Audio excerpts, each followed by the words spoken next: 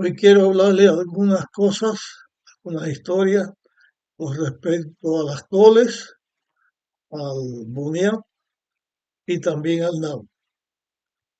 Mi padre tenía una característica cuando planeaba sembrar algo eh, que trajera un resultado bueno a, a su bolsillo y comida a la casa. Primero él empezaba a sacar cuenta de las cosas que podían darle un buen negocio y después que ya tenía su negocio planteado, entonces buscaba entre los dueños de tierra quienes estuvieran dispuestos a darle un pedazo de tierra para sembrar lo que él quería. En una ocasión notó que por 2 o 3 años ya era muy difícil conseguir en el tiempo de las hortalizas, conseguir alguna col. Y empezó a sacar una cuenta, y bueno, si yo siembro 10.000 coles, 10.000 coles que se vendan a 20 centavos cada col, entonces 20 por 10.000, esos son como 2.000 pesos, porque 20 por 2.000. Bueno, empezaba a sacar sus cuentas ahí de lo que fuera. Y ya él no sacaba cuenta de que gastaba, que había que gastar tanto o más cuanto en agua, en abono, en lo que fuera.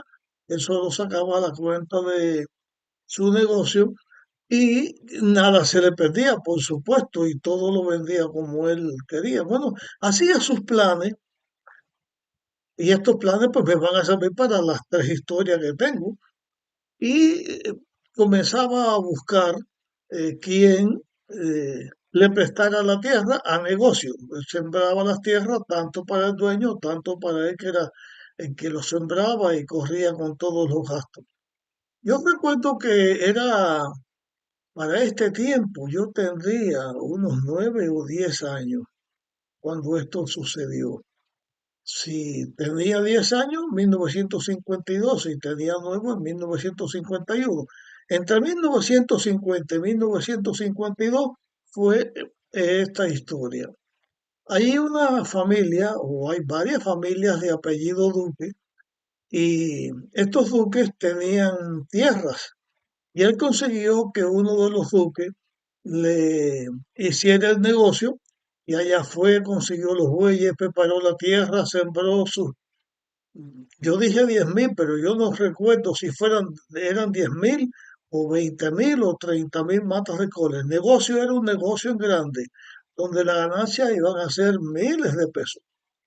Bien, pues como que hacía como 3 años que no había cole, y conseguirla era muy difícil y valía mucho la col. Entonces él pensó en venderla a 10 centavos o a 20 centavos. La cola era una cosa muy barata. Y fue y preparó y sembró aquellas coles. Una inmensidad de coles. Esas coles para regarlas, recuerdo que tenía una manguera muy larga, de donde se conectaba a donde estaba el campo de coles, era bastante larguito, grande, pero además él tenía mucha fuerza el agua, y cuando uno la ponía y la ponía para que el agua llegara lejos, era tremendo. Con todo, era mucha tierra y había que estar varias horas regándola. Recuerdo muy bien esto porque yo era el que regaba esas plantas.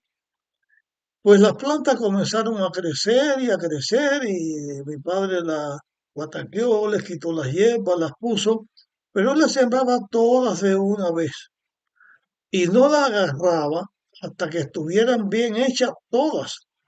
Eso significaba que sí la agarraba todas, pero había que consumir las coles rápido porque todas se echaban a perder a la misma vez.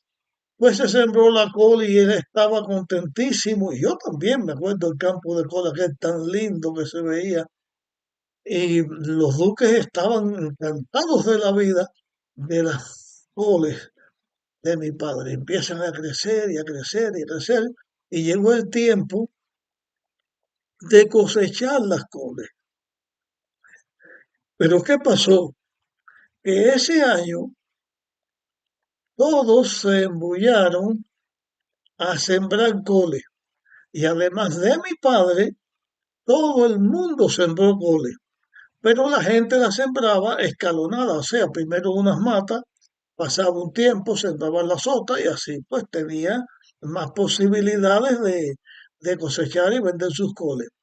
Cuando las coles estuvieron listas, según mi padre había sacado la cuenta, para ya lista para comerciar y comer, empezó a hablar con todos los bodegueros para venderles coles baratísimas. Él se las vendía a 15 centavos la col y la col se vendía más cara, ¿no?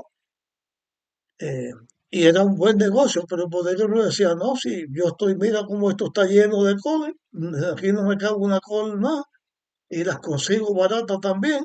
Entonces empieza papá a vender las coles, como él era vendedor ambulante, empieza por poner las coles y venderlas y venderlas y nadie compraba. Llegó un momento que dijo, bueno, coles a 5 centavos. Y no había quien comprara una col ni a 5 centavos. Cuando él ve que todos los miles de coles ya estaban, que había que cosecharla, le decía a la gente, vayan a buscar coles regaladas, regaladas, no hay que comprar, no hay que pagar un centavo. Las coles regaladas, los duques comían coles, nosotros comíamos coles, pero eran miles de coles. Resultado, que todo el campo de col se pudrió, se pudrió todo el campo de coles. Usted iba por el camino y a 500 metros sentía el olor de la col podrida. Y después, al cabo de, cuando el tiempo pasaba, la gente se burlaba de mi padre y le decían, Florencio, las coles, vayan a buscar coles, muchachos, regalen. Ese fue una cosa que duró mucho tiempo. Y eso le ganó a mi padre una fama de hacer los planes y que los planes eran muy espléndidos, que los planes se iba a ganar una cantidad de dinero inmensa, pero que al final no se agarraba nada. Cuando Fidel Castro triunfó con su revolución en 1959, y Fidel Castro comenzó a hacer los planes de lo que iba a sembrar, de lo que se iba a cosechar, de lo que iba a producir Cuba, de la riqueza que iba a haber en Cuba, que seríamos las primeras naciones del mundo en esto, lo otro y lo otro. Ya Cuba lo era desde antes, pero bueno. Entonces la gente en el barrio donde nosotros crecimos, en Río Seco, decía, este hombre es igual que Flores. Saca sus planes, pero vamos a ver. Bueno, ojalá que hubiera sido como, que sea como Flores, pero fue la desgracia. Bien, dejamos, vamos a la... Esta es Las Coles. Conté la historia por arribita, pero así sucedió. Y fue un motivo de risa por mucho tiempo. Años después de eso, ya yo no vivía en Río Seco, iba allí, cuando la gente me veía, que conocía de aquellos tiempos, lo primero que hacía el cuento de Las Coles y otros cuentos más. Eh, en Cuba habían muchos tipos de boniato. El boniato es el camote o la, mm, bueno, ahora no sé, creo que la batata, porque la patata es la papa, la batata es boniato, boniato dulce. Bien, había muchos tipos de boniato y muy buenos, muy buenos. Había un tipo de boniato que decían la marca cristalina, igual que una caña que decían cristalina. El boniato cristalino era una cosa sabrosa. Habían otros tipos. Había un boniato que la cáscara era blancuza. o media amarillenta, pero por dentro era como, era como si fuera color naranja, pero era no como el sweet potato que se conoce aquí en Estados Unidos, pero no, de ese mismo color del sweet potato que es color más color naranja, eh, pero era de una masa dulce, muy sabroso, muy sabroso. Había otro tipo de boniato que le decían boniato cocuyo. Boniato cocuyo era muy sabroso, boniato de cáscara blanca, muy bueno. Y había un boniato que por sus características, por su forma, no sé por qué razón la gente le decía así, pero su nombre era negro parado. Así era el boniato, negro parado, así se conocía en todos los tipos de boniato. Muchas variedades.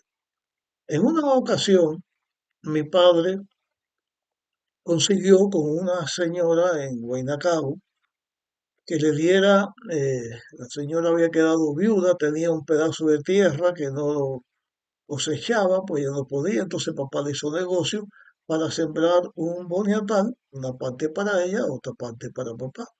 Por cierto, ese boniatal, cuando se sembró, papá preparó la tierra y yo regaba el bejuco de boniato, yo lo iba regando, pero vino a ayudarle a sembrar a Cinto Rodríguez, hijo de Nieves Rodríguez, donde yo había vivido cuando mi madre estuvo enferma. Ya esa historia, de esto hablamos anteriormente. Entonces, ellos empiezan a ver cuál de los dos era más rápido, sembrando boniato. Eso le decían largo. ¿Cuál era el más largo? Era el que más boniato sembrara. Y aquello era una velocidad inmensa. Y yo era un muchacho, era un niño, y no podía ir regando los bejucos de boniato a la velocidad que ellos lo sembraban. Y entonces ellos mismos llegaban y regaban y después volvían a sembrar. El caso es que el boniatal se sembró enseguida. Y ahí viene el cuidado del boniato, eh, quitándole la hierba, regándolo cuando fuera posible, hasta que el boniato estuvo listo. Yo recuerdo cuando iba a ese boniatal a hacer algún tipo de trabajo, que la señora de la casa, de la parte que a ella le correspondía, en una ollita de hierro, esto lo conté otra vez, pero este era específico porque eso lo hacía todo el mundo, ¿no? Pero yo recuerdo cuando venía llegando al boniatal aquel, el olor de boniato cocinado, qué cosa más rica. Porque se comía solo, antes de comer se comía ese boniato así, calientico. Y yo recuerdo que la señora varias veces me daba de ese boniato cocinado y yo me deleitaba con eso. Bien, llegó el tiempo de la cosecha. Y papá, pues hace negocios con un hombre que tenía o venía con una camioneta. Eran dos hombres, los dos eran de color, o sea, de raza negra, y vinieron a, y le compraron a papá el boniato, le compraron un montón de quintales, un montón de quintales. Yo iba allí, yo les ayudaba a sacar el boniato, y cuando uno de ellos comienza a sacar el boniato, decía, ah, mire, este es boniato caballero de pie. En vez de decir negro parado, decía boniato caballero de pie. Ese día llenaron la camioneta de sacos de boniato. Yo aproveché el viaje porque ellos pasaban cerca de donde vivíamos y me llevé un saco, la mitad o tres cuartos de saco, tendría 50 o 75 libras más o menos el saco, y lo llevé para llevar boniato para nosotros comer. No sé qué negocio hizo papá, porque el boniato se le sacó esa cantidad, pero estaba entero. Cuando yo volví la otra vez, la señora tenía toda la parte que le tocaba a ella, pero lo que le tocaba a papá no quedaba boniato. Yo escapando en la tierra aquella busqué y llené como unas 25 libras de boniato, fue todo lo que en la casa comimos, porque el hombre ni le pagó el boniato que llevó porque papá lo daba fiado, la gente lo venía a buscar fiado, papá lo regalaba. El caso es que la gente se comió el boniatar en una semana. Y cuando yo llegué, bueno, pues cogí lo que pude para comer algo en la casa. Así terminó la historia del famoso campo de boniato, que iba a producir una cantidad de dinero muy grande, pero todo a la hora del cuento pues se fumaba. Ese es el boniato. Así que ya tenemos a las coles, tenemos al boniato, ahora vamos al nabo. Y en esta historia tengo que detenerme un poquito. Un día llega mi padre a la casa y dice, muchachos, tengo la reina de las hortalizas, la más sabrosa, la mejor de todas las hortalizas que me han recomendado. Es la más sabrosa, es la mejor. Así que vamos a sembrar hortalizas, pero esta vez, en vez de conseguir tierra por ahí, en la casa de nosotros tenía un patio al lado, al frente tenía un buen pedazo de tierra, a la parte izquierda, eh, estando del camino mirando hacia la casa, y en la parte de atrás había un poquito de tierra. El caso es que mi padre sembró todo de nabo. Eran yo no sé si eran 2 o 3 mil matas de nabo lo que se sembró, pero eran muchas. Pero, como ya dije con las coles y con el boniato y con lo que mi padre sembraba, él lo sembraba todo de una vez, pero no agarraba una hasta que estuviera bien a sazón la mata. En vez de comer, comenzar a comer primero para ir comiendo y sembrarla poco a poco para tener más cantidad, pues lo sembró todo. El patio aquel estaba lindísimo porque las matas de hortaliza tienen hojas y son coloridas y son bonitas. El nabo hay distintos tipos de nabo, por supuesto, pero tienen hojas que lucen bien cuando se están cosechando y cuando se regaban y las plantas agarraban la humedad del agua en la tierra y el alimento del agua, se ponían muy lindas. Pero al fin llegó el día que mi padre dijo, ya el boniato, el nabo, perdón, ya el nabo está listo, ya vamos a comer nabo. Compró eh, frijoles blancos. Él mismo lo cocinó, porque mi padre cocinaba bien, pero cuando él quería comer una cosa especial, él mismo la cocinaba. Después, él mismo hizo ese potaje, un caldero grande que había, y entonces el frijol blanco, le echó unos pedazos de cole, le echó un poco de papa y también le agregó bastante nabo. Él estaba que nadie le tocaba eso, ese caldero de nabo. En ese tiempo cocinábamos en una hornilla de carbón y el nabo aquel hervía, estaba muy bonito. Pues todos teníamos la curiosidad de ver cómo estaba quedando aquel potaje, porque uno cuando hace un potaje le pone caldo, que uno quiere que tenga caldo, se lo pone bien espeso, que que queda bien, no es muy clarito, que sea aguachento, ni demasiado seco, lo dejaba una buena eh, textura, vamos a decir así, el caldo, y se me ocurre a mí ir a ver la olla de- del potaje de nabo. Está con su tapa, una olla de aluminio grande con su tapa, y llego y abro la tapa y miro y digo, ay, pero como tiene espuma esto, es potaje de nabo lleno de espuma. Digo, esto está muy raro. Agarré el cucharón, yo también era cocinero, ¿verdad? Agarré el cucharón y cuando hago así, que para ver qué es lo que había dentro del cucharón, venía una pastilla de jabón Palmolive rosado, y era la espuma de jabón lo que estaba eh, dando tanta espuma allí. Y cuando yo veo eso, digo, ay, mi madre, ¿qué va a pasar aquí? Porque ese era un potaje especial que mi padre estaba haciendo.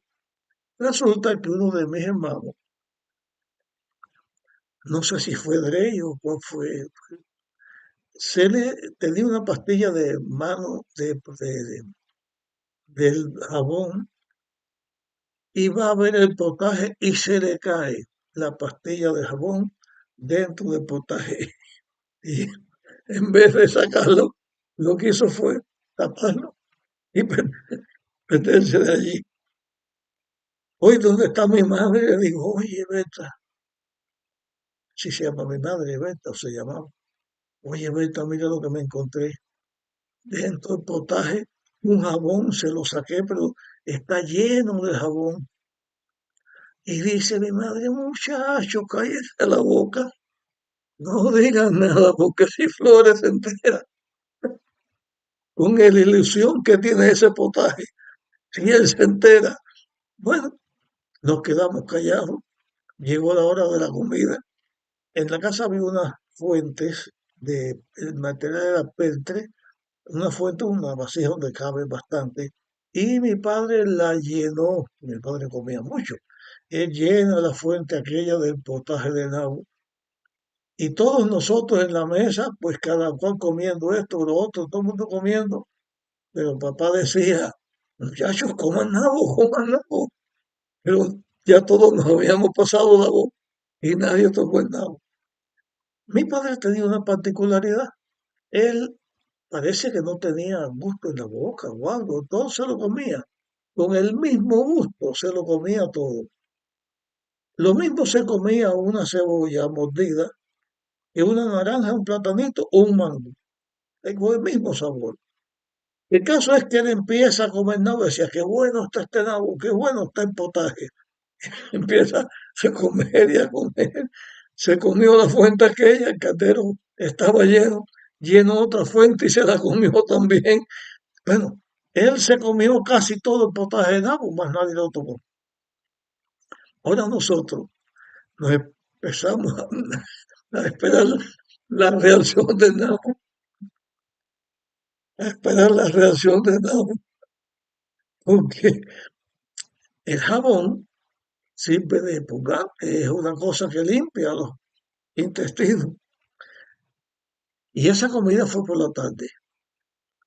En la casa no habían tazas como hay en los baños ahora, que sanitarios que uno tiene, sino que había letrina en el patio y en la casa había una letrina en el patio, en la parte de atrás que quedaba como una lomita así, y allá arriba estaba la letrina. Y ya nos habíamos acostado. No sé si eran las 9 de la noche, el caso es que ya estábamos acostados. Y de pronto yo que estoy esperando la reacción, que, que mi padre se levanta y dice, corre papá. Y ahí estuvo como media hora.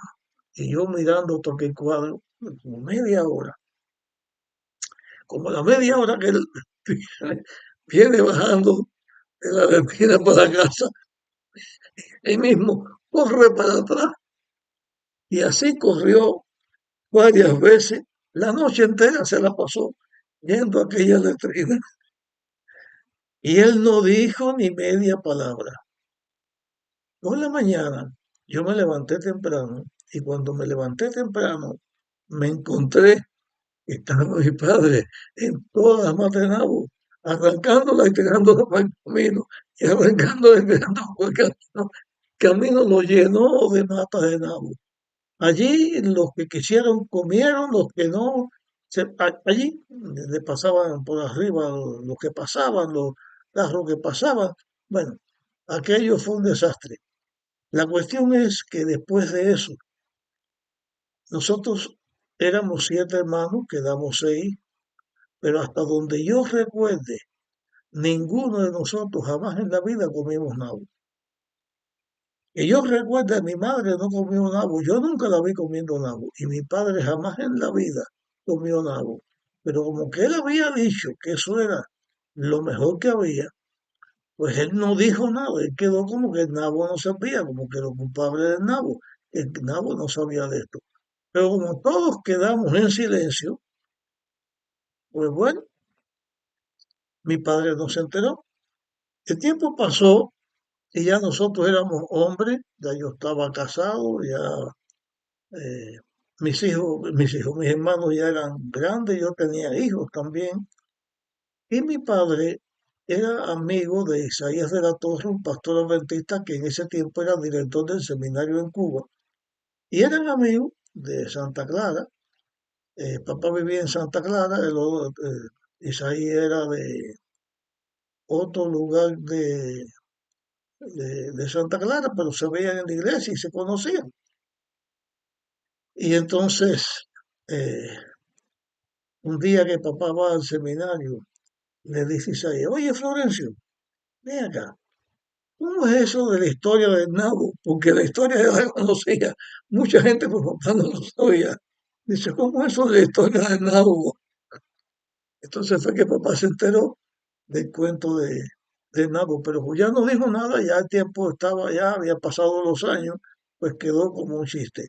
Pero esa historia del nabo es una historia que para nosotros los hermanos, pues le hemos hablado muchas veces y siempre nos reímos con el mismo gusto y el mismo cuento, eh, como una cosa nueva, pero trajo todas estas consecuencias. Por causa de este tipo de historia y la gente que se reía de mi padre porque era exagerado en estas cosas, entonces la gente empezaba a sacar leyendas de que le pasó esto, que le pasó aquello, que le pasó lo otro, por puras leyendas.